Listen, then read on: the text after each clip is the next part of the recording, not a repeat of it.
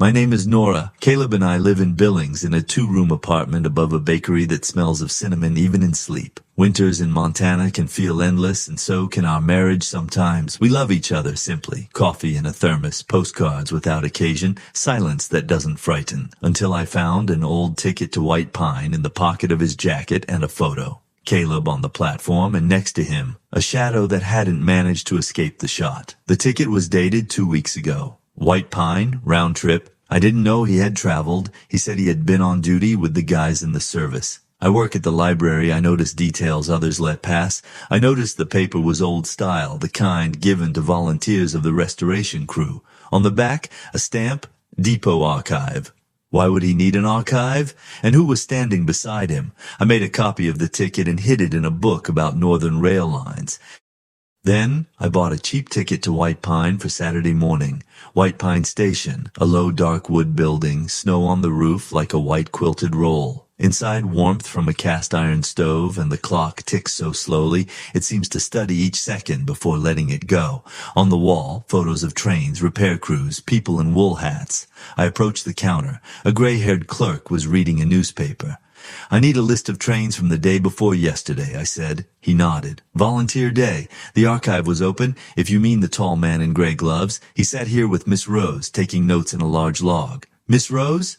Yes, Ella Rose, insurance inspector. They are restoring an old case. She's asking about the 95 accident. I knew about the accident. It split Caleb in two. His father, a conductor, died then. The railroad shifted the blame to human error. Caleb never spoke of it for more than 3 sentences. And now, Inspector, logbook, archive. And the photo where he is not alone. I sat on a bench under a cardboard hot chocolate poster while my thoughts searched for a straight stretch of track. Miss Rose turned out younger than I expected, with cranberry lipstick and a gaze that feared no conversation. You're Nora? She asked as if she had been waiting a long time. Caleb said you might come. A chill ran through me from inside. He said, yes. He wasn't sure he wanted you to hear this. But I said, without you, he would bury it all in the snow again. She sat me by the stove, opened the log. On the page, columns, braking distance, switch condition, witness statements. She said, we pulled the internal note from the plant, a crack in the brake cylinder. They covered it with papers. Your father-in-law didn't press incorrect. He pressed on the broken one. I felt bitter, not because it was news, but because we had lived years in a house where the truth lay under snow. Why now? I asked. Rose sighed. Because the statute of limitations for civil claims is long, but for memory, endless. There is a chance to get compensation for families and clear the name, your husband, the main witness, and also, she glanced aside. He wrote me letters, long ones, but not about me. I stared at her, waiting for the sting. It didn't come. About his father, she said, about how shame hurts more than icy wind.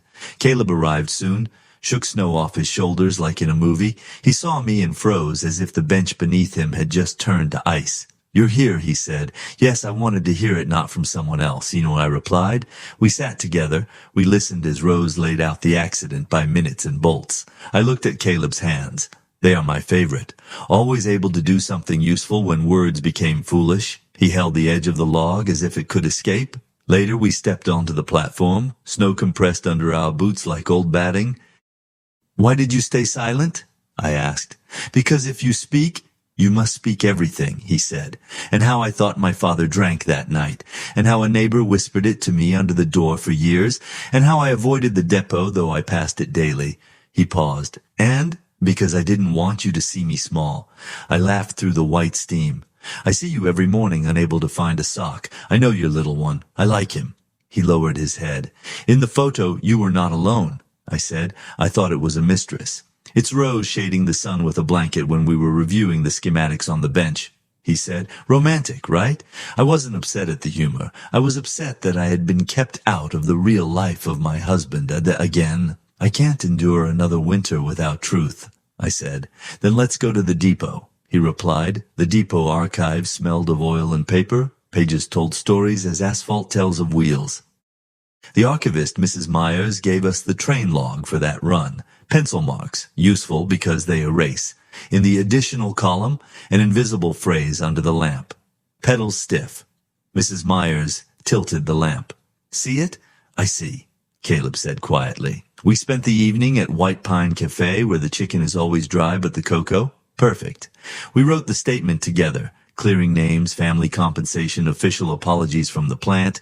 Rose edited, highlighted, shortened refrains. I added a paragraph about how silence becomes ice in workers' homes. When we finished, I suddenly felt the warmth from the stove reach my knees. At night, we stayed in a small guest house opposite the station. Caleb couldn't sleep, turning over the old ticket I had placed on the nightstand. I decided then, it's better to be a bad son in silence than to find out my father died not a hero but just a man, he said in the dark. Heroes tire, I replied.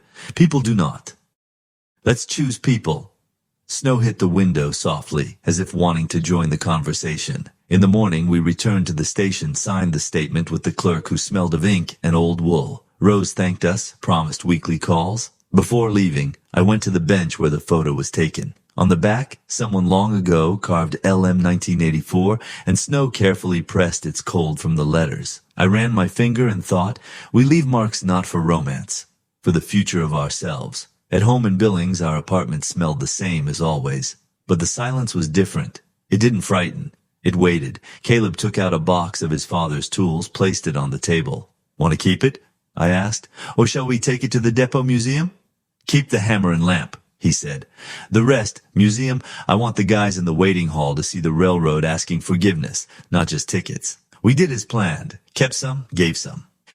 Strange how these two verbs can live in one day. A month later, a letter from the board arrived. They admitted production fault and promised a memorial plaque at White Pine. Caleb held the paper, quietly crying like people finally breathing. I hugged him from behind, not to disturb his breath. I betrayed you with silence, he said. We both did, I replied. I also never said how I feared winter in you. He turned. Shall we talk tomorrow? And the day after, I said, until the snow learns to melt on its own. At the unveiling, families, technicians, children in puffy jackets gathered. Rose read a speech. The station breathed with people's warmth. Caleb placed his hand on the metal, whispered his father's name. I heard it as if for the first time. On the back of the plaque, he carved a short phrase from our statement. Truth is not punishment, it's a map home. This time, I didn't envy the words. They were ours. In the end, there was no dramatic train.